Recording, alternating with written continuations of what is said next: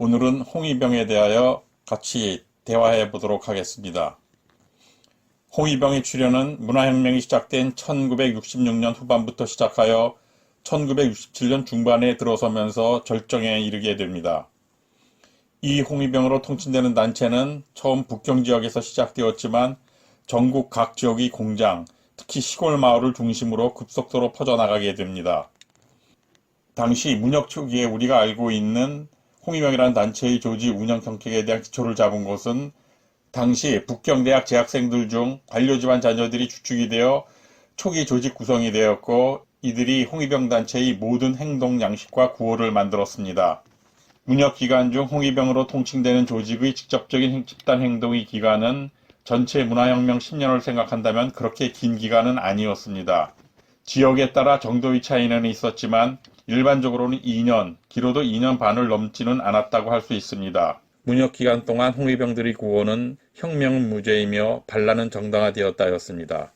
여기서 반란은 정당화된다의 의미는 반란은 충분한 이유가 있다는 말입니다. 중국 근대사를 연구하는 학자들은 보편적으로 이 홍위병에 대한 의미를 두 가지 정의로 구분하여 말하고 있습니다. 이 두 가지의 정의는 넓은 의미의 홍위병과 좁은 의미의 홍위병으로 분류한 것입니다. 넓은 의미의 정의는 홍위병에 포함된 각종 시민단체와 공장 노동자, 농민, 군사학교의 학생 및 직원과 그 기관, 문예단체에 종사하는 인민 등을 모두 포함한 것입니다.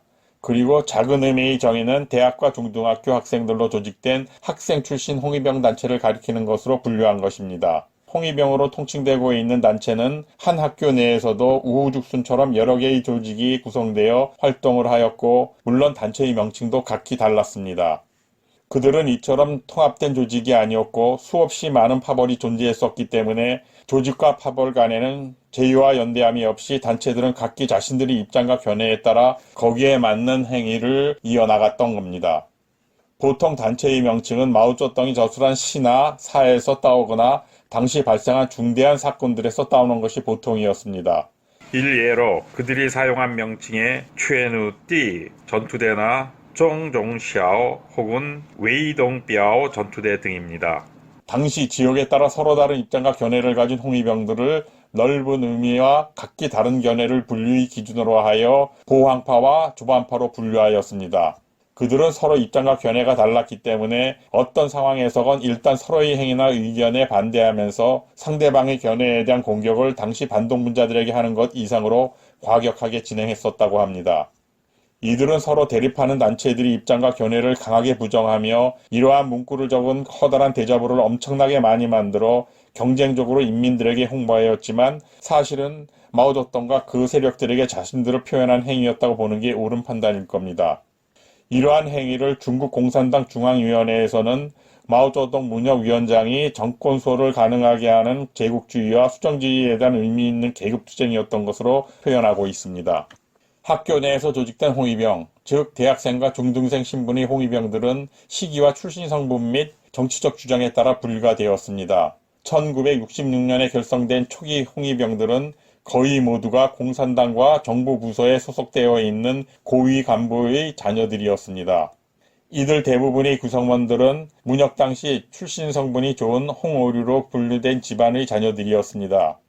이들이 가장 초기 홍위병들이며 내세운 슬로건은 용은 용을 낳고 봉황은 봉황을 낳으며 쥐새끼들은 구멍을 파대는 쥐새끼들을 낳는다. 혹은 영웅의 아들은 산의 대장보이고 반동분자의 아들은 바보 멍청이 같은 망나니다라는 구호였습니다.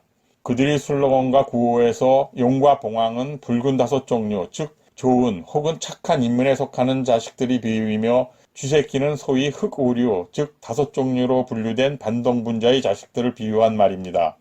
이 구호의 목적은 그들이 5가지 반동분자로 규정한 흑오류에 속한 자들과 반동으로 분류된 학술적 권위 및 공산당 내의 수정주의자들에 대한 규탄과 처단이었습니다. 문화혁명 초기에는 한두 주라는 짧은 기간 내에 각 지역의 고위 공무원 자녀들이 학교 내에서 조즈파의 반동분자들과 맞서 싸우고 투쟁해 나가기 위해서라는 슬로건을 내세운 홍위병 단체들이 속속 결성되었습니다. 문혁 초기에 조직된 이 홍위병 단체들은 학원 내의 반동분자로 분류된 학술적 권위에 맞서 싸워나가기 위해 나름 연동해가며 활동하였고 잘 알려진 홍색 공포를 자행하였습니다. 그러나 이 초기에 당 간부나 고위 공무원들의 자녀들로 결성된 홍위병 조직은 사실 순수하게 사회주의 방어와 문혁을 지지하고 마오를 지키기 위해 만들어진 단체는 아니었습니다.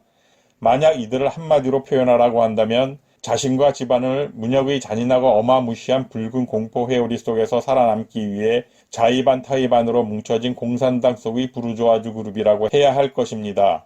그러나 문혁이 시작되고 얼마 지나지 않아 그들의 대다수 부모들은 초기 홍위병들이 맞서 싸워 없애버리겠다고 외치던 조즈파의 행렬로 분류되어 숙청되거나 척결되는 기막힌 상황이 벌어졌습니다.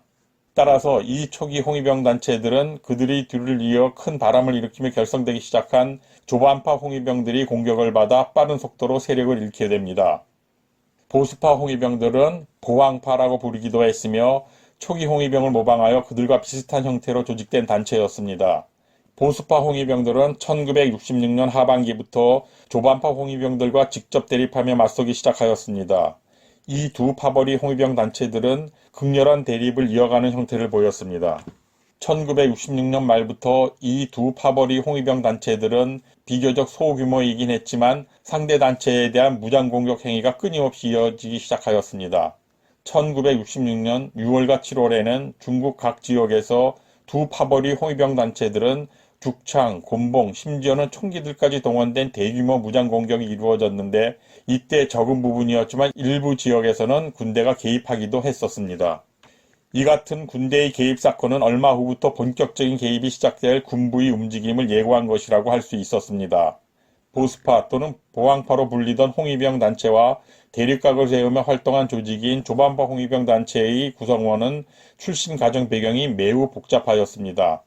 그들은 홍오류 가정 출신의 자녀들을 제외하고 엘리트, 프리랜서, 소자본가, 소상공인, 소농업인에서 중등 농업인 사이에 속하는 곧 회색지대에 속한 가정 출신의 자녀들이 포함되어 있었습니다.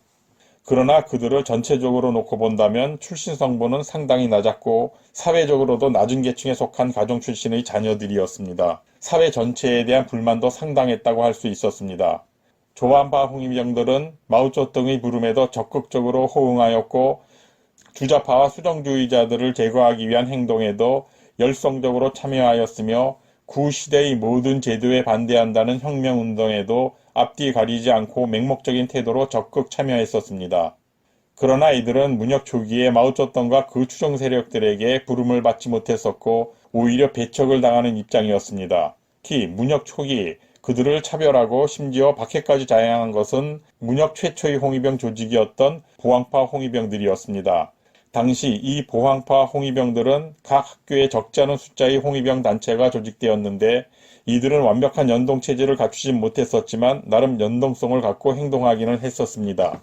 따라서 그들은 조반파를 차별하고 박해하기 위한 행동에 관해서는 적절히 연계하여 함께 행동을 할 수 있었다고 합니다.